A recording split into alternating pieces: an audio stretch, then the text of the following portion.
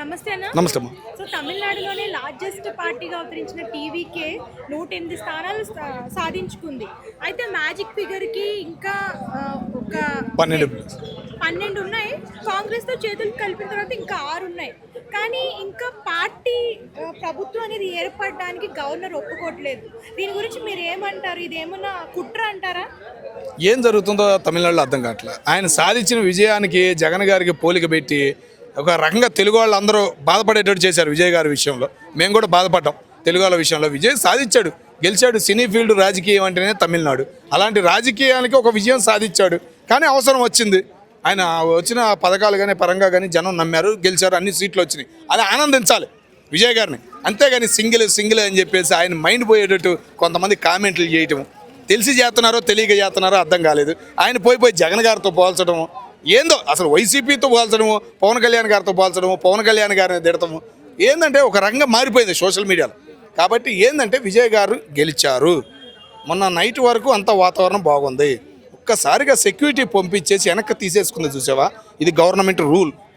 ఏంది ఇలా చేసింది? ఎలక్షన్ కమిషనర్ దీని మీద వివరణ ఇవ్వాలి. ఏం జరుగుతుందాడా? పూర్తి వివరణలు ఇవ్వకుండా ఇలా పంపించడం, సెక్యూరిటీ తీసేయడం అనేది చాలా అన్యాయం. విజయపరంగా చాలా బాధేస్తుంది మాకు. అట్లాగే ఇప్పుడు ఆయన అవకాశం ఏంది? బీజేపీతో పొత్తుకుంటేనే కుదిరేటట్టుంది అక్కడ. ఓకేనా? ఇప్పుడు కాంగ్రెస్ వచ్చి మధ్యలో కలిసిపోయి 5 వచ్చేసి నేను పోవటం అన్నాం. వాళ్ళే కండవా చెప్పారు, స్వాగతించారు. ఏం చేయలేని పరిస్థితి. ఇప్పుడు రాజీనామా చేసి ఎలక్షన్లు పెట్టాలన్నా కానీ కుదరదు. ఆ గవర్నర్ ఏం పట్టుబట్టి కూర్చున్నాడు.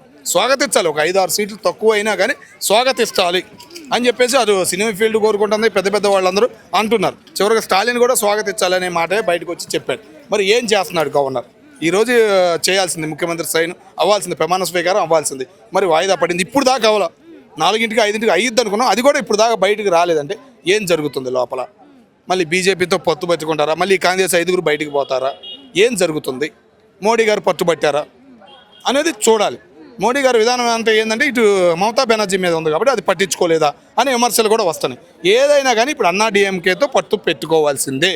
ఇంకొక అవకాశం అయితే విజయ్కి లేదు. మరి ఏం చేస్తారు? అన్నా డిఎంకే అదే వీళ్ళిద్దరు కలిసిపోయారనుకో, ఆయన ముఖ్యమంత్రి అవడానికి లేదు. ఎందుకంటే ఎమ్మెల్యేగా కూడా ఓడిపోయాడు. ఏం చేయాలి ఏంటి అనేది అర్థం కావట్లేదు స్టాలిన్కి కూడా. స్టాలిన్ కొడుకుని ఏమన్నా ముఖ్యమంత్రి చేయాలనే ప్లాన్లో ఉండారా? ఆ విషయం కూడా బయటకు వస్తుంది. జరగచ్చు. అంటే ఎవరి సపోర్టు లేకుండా సింగిల్గా అంత పెద్ద పార్టీ స్థాపించినా కూడా కేవలం 6 సీట్ల కోసం ఆయన సీఎం పదవికి అంటే సీఎం కుర్చీలో కూర్చునే అవకాశం లేనట్టే చేస్తున్నారు. దీని గురించి మీరు ఏమంటారు? జనం ఇచ్చిన రిజల్ట్ కూడా ఎట్లా ఉందంటే పైకి ఎక్కిచ్చేసి కింద పడేయలేనట్టుంది ఇప్పుడు పరిస్థితి. ఆయన అందరూ స్వాగతి ఇచ్చినా కానీ చివరి మెట్టి ఎక్కలేకపోయాడు చూసావా. ఎప్పుడు అంతే విజయ్ గారు. కాబట్టి ఇప్పటికైనా విజయ్ గారు తెలుసుకోవాలి, పొత్తు అనేది ఉండాలి, పెద్దవాళ్ళ మాటలు వినాలి, సీనియర్ రాజకీయ నాయకుల మాటలు వినాలి. రాజకీయంగా ఎదగాలనుకుంటున్నావు కాబట్టి సినీ ఫీల్డ్లో ఎదిగావు. చిన్నాళ్ళ మాటలినేగా, జయలలిత మాటలిన్నావు, జయలలిత కథలు విన్నావు, ఎన్నో నువ్వు జయలలిత దగ్గర నుంచే పైకి ఎదిగావు. మరి అట్లాంటప్పుడు ఇక్కడ రాజకీయ నాయకులు ఏదో పార్టీతో, చిన్న పార్టీలు కానీ పెద్ద పార్టీలతో కానీ ముందే ఈ పొత్తు పెట్టుకున్నట్టయితే నీకు 118 వచ్చాయి. అటు కేంద్రంలో సపోర్ట్ ఉంది, ఇంకా 5-10 ఏళ్ళు ఉండిద్దనే నమ్మకం నీకు కలుగుతుంది. ఏంటంటే ప్రతిపక్షం అనేది సరిగ్గా లేదు కాబట్టి, కాంగ్రెస్ పార్టీ అనేది సరిగ్గా లేదు కేంద్రంలో. కాబట్టి నువ్వు స్వాగతించాలి బీజేపీని. ఓ 4-5 10 మందిని కలుపుకున్నట్టయితే ఇప్పుడు గెలిచారు వాళ్ళు ఎంతమంది? 40-50 మంది వాళ్ళ సీట్లు ఉన్నాయి. ఒక 20 మంది అన్న వచ్చేవాళ్ళు కదా నీకు. నీ పార్టీలోకి వచ్చేటట్టు చేసుకునేవాడు కదా, నువ్వు స్వాగతించేవాడు కదా. బీజేపీ ఇద్దరు కలిసినట్టయితే 160-170 కనపడే మూమెంట్ సాగేది. నీకు అనుభవం లేదు కదమ్మా. నీకు మంత్రి పదవులు ఇవ్వాలని అనుభవం లేదు. ముఖ్యమంత్రిగా ఉంటావు, వాళ్ళే నడిపేవాళ్ళు కదా. కేంద్రం సపోర్ట్ ఉన్నట్టయితే ఇంకా నీకు అవకాశం ఉండేదిగా. రేపు ఎంపీలకు అవకాశం ఇచ్చేవాడుగా, ఒక రాష్ట్ర చరిత్రలో నిలబడేవాడు. ఇప్పుడు ఏం చేతులు కట్టేసుకుని సంఖ్యలు వేసిన పరిస్థితి విజయ్ గారిది. అదే బాధేస్తుంది. మరి అంతే కదమ్మా. కాంగ్రెస్కి ఏమైనా 20-30 ఉన్న సరిపోని సీట్లు ఉంటే పొత్తు పెట్టుకుంటే బాగుండేది. మరి వాళ్ళైనా ఎట్టా వచ్చారు నాకు అర్థం కాదు. మొన్నటిదాకా స్టాలిన్ అన్న వాళ్ళు 5 ఎట్లా పంపించారు కాంగ్రెస్? మాకు ఆశ్చర్యం. రాహుల్ గాంధీ గారు సభకు వస్తున్నారంటే మాకు ఆశ్చర్యం అనిపించింది. ఇక స్టాలిన్ గారు అర్థం చేసుకుని నెక్స్ట్ టైం దగ్గరికి రానిరు అనే ఫీలింగ్ అయితే మాకు కలిగింది. కానీ ఇప్పుడు వీళ్ళిద్దరు కలుస్తారా? కలవడానికి కూడా ఈయన ఎమ్మెల్యేగా గెలవాలా, అందుకని వెనకాడికి వేస్తున్నాడా? జనం స్వాగతిద్దాంలో ఒక 5 ఏళ్ళు అని అనుకున్నాడా? ఈయన ఎమ్మెల్యేగా గెలిచినట్టయితే ఈ పార్టీకి ఇద్దరు పొత్తు పెట్టుకునేవాళ్ళు, నిలబడేవాళ్ళు. ఈ కాంగ్రెస్ వాళ్ళని తరిమేసి ఏంటనేది వాతావరణం జనానికి అర్థం కావట్లేదు, ఇటు వీళ్ళకి అర్థం కావట్లేదు. ఫ్యాన్స్ పరంగా గెలిచాడు, అన్ని సీట్లు వచ్చినాయి అనే ఆనందాన్ని ఈ సింగిల్ పనికిమాలిన వాళ్ళు చేసిన పనికిమాలిన పనుల వల్ల ఆయన మీద ఆదరణ తగ్గింది. విజయ్ మీద గెలిచిన గెలుపు బ్రహ్మాండం అది. నిలబడిన క్యాండిడేట్లు రూపాయి ఖర్చు పెట్టకుండా తమిళనాడులో గెలిచారంటే చరిత్ర అది విజయ్కి. కాబట్టి ఆ చరిత్ర అనేది చరిత్రగానే ఉంచుకోవాలంటే పొత్తులు పెట్టుకోవాలి, రాజకీయ అవగాహన నేర్చుకోవాలి, జయలలితని గుర్తు తెచ్చుకో. జయలలిత గారే పొత్తు పెట్టుకున్నారు, మరి నువ్వెంత? ఆయన శిష్యురాలు ఎప్పుడు నాకు అమ్మ లాంటిది అని గొప్ప చెబుతావు నువ్వు, మరి ఆ మాటకే నువ్వు రివర్స్ అయినట్టే కదా. ఇప్పటికైనా విజయ్ గారు తెలుసుకోవాలి, ఆ పొత్తు అనేది పెట్టుకుని బీజేపీతో ముందుకు సాగాలి, ముఖ్యమంత్రి అవ్వాలనేది మేము కోరుకుంటున్నాం. అటు ఉన్న సినీ ఫీల్డ్ అందరూ కోరుకుంటున్నారు. మరి గవర్నర్ గారు ఏమైనా స్వాగతిస్తే ఆ 5-6 సీట్లు మళ్ళీ నిలబడి మళ్ళీ ఎలక్షన్లు అన్నా కూడా అయ్యే పని కాదు. 118 కంపల్సరీగా ఉండాలని చెప్పేసి గవర్నర్ సంతకం పెట్టలేదు. మరి ఏం జరుగుతుంది ఏందనేది ఇవాళ సాయంకాలం లోపు ఏదో ఒకటి వచ్చింది అన్నారు. రేపు ఏమైనా జరిగితే ప్రమాణ స్వీకారం మంచిది అని మేము అనుకుంటాం. రైట్, ఎన్డీఏ కూటమిలోనే ఉంటాం కాబట్టి మా నాయకుడు చంద్రబాబు గారు 15 ఏళ్ళు అని చెప్పేసి ఆయన చెప్తూనే ఉన్నాడు. కాబట్టి ఆ ఆలోచన జన సైనికులు కానీ ఆంధ్రప్రదేశ్ ప్రజలు కానీ ఆలోచించి భయపడి బాధపడాల్సిన అవసరం అస్సలు లేదు. అంటే ఇప్పుడు జనసేన కార్యకర్తలు కూడా చూస్తున్నారు, అంటే పక్కన స్టేట్లో ఒక హీరో సీఎం అయ్యాడు, మన హీరో ఎందుకు సీఎం కావద్దని ఒక ఆలోచన వాళ్ళకు కూడా వస్తుంది కదా. మరి నెక్స్ట్ సింగిల్గా పోటీ రావాల్సింది ఎవరికి? జనసేన రావాల్సింది ఎవరికి? మరి అసలు ఆయనకి లేకుండా అభిమానులకు వస్తే ఎట్లా? పెళ్లి కొడుకు ఉండాలా పెళ్లి చేసుకోవాలని, పక్కింటి వాళ్ళకి ఎదురింటి వాళ్ళకి కాదు ఉండాల్సింది. అర్థమైందా? పెళ్లి కొడుకుంటే పెళ్లి చేసుకోవాలని చెప్పేసి ఆ తపనతోటి చేసుకుంటాడు. చూసేవాళ్ళకి పక్కింటి వాళ్ళకి ఎదురింటి వాళ్ళకి ఉంటే ఎట్లా అవుద్ది పెళ్ళి? విజయ్ దళపతి గారికి ఇంకో 6 సీట్లు కావాలంట, మరి ఒక బీజేపీతో కలిసి ఏమైనా ఛాన్సెస్ ఉన్నాయా? విజయ్ గారు సీఎం అవుతున్నారు, ప్రమాణ స్వీకారం చేస్తారు, మెజారిటీ సంఖ్య కంటే ఎక్కువే వస్తుంది. వెయిట్ చేయండి. సింగిల్ లార్జెస్ట్ పార్టీ అతనే సీఎం చేస్తాడు.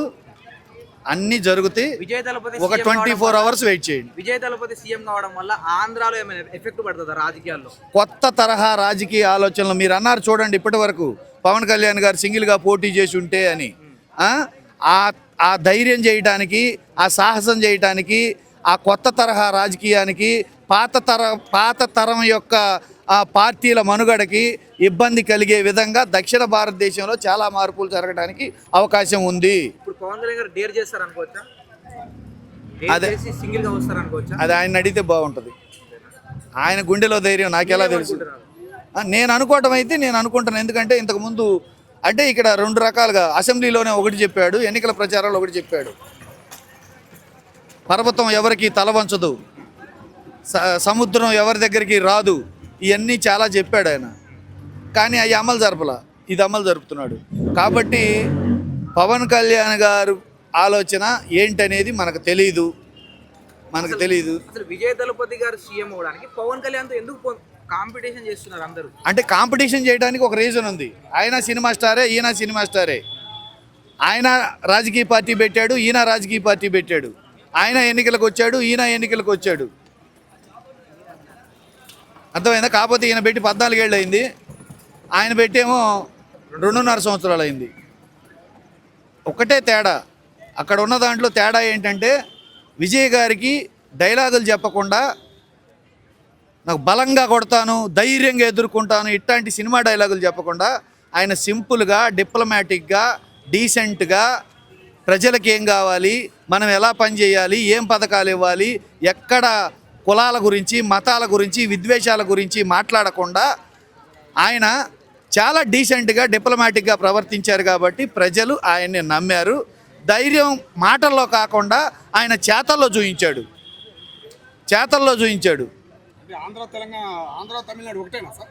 ఏది? ఆంధ్ర తమిళనాడు ఒకటే అంటారా జనం? 2 దక్షిణ భారతదేశ రాష్ట్రాలే. ఒకప్పుడు ఒక మాట అండి, 2 దక్షిణ భారతదేశ రాష్ట్రాలే. ఒకప్పుడు ఉమ్మడి మెడ్రాస్గా ఒకే రాష్ట్రంగా మనం ఉన్నవాళ్ళమే. అక్కడ ఉద్దండులు, ధీరులు అందరూ 2 ద్రవిడ పార్టీలు 40 ఏళ్ళుగా ఉన్నాయే. మనము ప్రయత్నం చేయాలి, సిన్సియర్గా ప్రయత్నం చేసి ధైర్యం చేస్తే మార్పులు ఉంటాయి. చిరంజీవి గారు కూడా అట్లాగే నిలబడే కదా ఓటమి చూసింది.